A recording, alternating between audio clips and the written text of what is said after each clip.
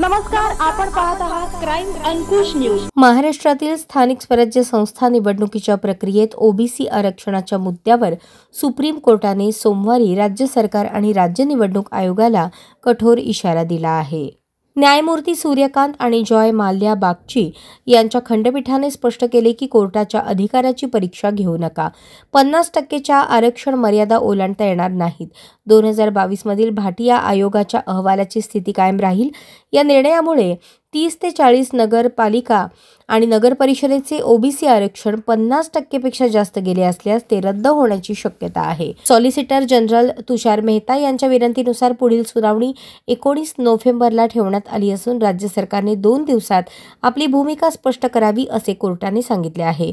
2021-22 मध्ये कोर्टाने आरक्षण थांबवले होते, त्यामुळे निवडणुका रखडल्या होत्या। या न्यूज चॅनलला लाईक करा, शेअर करा आणि सबस्क्राइब करा।